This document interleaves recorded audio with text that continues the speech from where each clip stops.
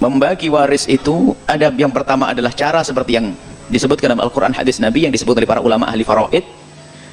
Kalau kakak beradik laki perempuan 1:2 itu adalah petunjuk dari Allah melalui lisan Rasulullah di dalam Al-Quran. Lidzakari mithlu hadzil unthayain dan seterusnya. Itu adalah syar'i. Baik, kemudian bolehkah jika ada sebuah keluarga ada laki perempuan lalu dibagi rata? Hukum bagi rata ini masuk cara bagi yang syar'i juga, namanya suluh damai. Jadi membagi rata itu boleh dengan catatan yang pertama, tidak menduga pembagian 1:2 itu tidak adil. Awas, jangan membagi rata karena kita mengatakan kalau 1:2 nggak adil. Jangan berkata begitu. Ingin membagi rata, yang pertama harus meyakini yang ditata oleh para ulama faraid diambil dari Nabi itu adalah pembagian yang paling benar satu.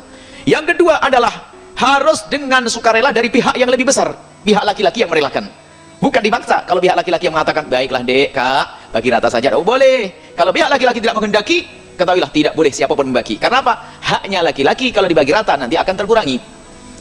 Dan jangan dipaksa dia, paksa halus atau paksa tidak halus. Paksa halus itu bagaimana?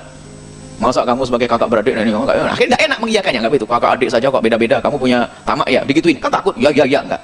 Jadi bagi 1:2 sudah syar'i, Anda punya hak untuk mengatakan harus 2. Tapi kelembutan hati kadang bicara beda, sehingga seorang kakak laki-laki pun akan mengatakan, oh aku juga sudah punya rumah kok dek, bagi rata saja deh. Wah ini suatu yang mulia. Tapi yang repot itu orang yang menuntut bukan haknya. Perempuan memaksa harus rata, kalau tidak rata tidak adil. Anda akan diberi keadilan oleh Allah di dunia karena melanggar syariat, ya. Akan nyungsep manusia yang melanggar cara waris itu. Hati-hati. Kalau ada seorang mengingkari pembagian waris macam itu, ketahuilah Allah yang akan menjauhkan dari rahmat dulu. Karena ingkar daripada hukum Allah akan mendapatkan musibah dari Allah Subhanahu wa taala. Jadi seperti itu ya, sederhana. Yang ini bagi rata, catatan yang pertama, tidak boleh meyakini harta pembagian waris selama ini tidak adil.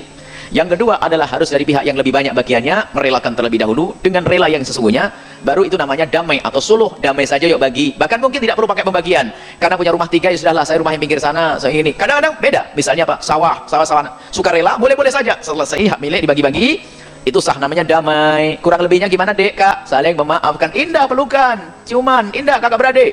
Tapi ahli neraka, kenapa banyak kamu? Wah nih, biarpun hadir majelis taklim di ahli neraka, kerudungan ahli neraka, pakai kopiah putih ahli neraka, suka haji ahli neraka, rebutan sama saudaranya, naudzubillah.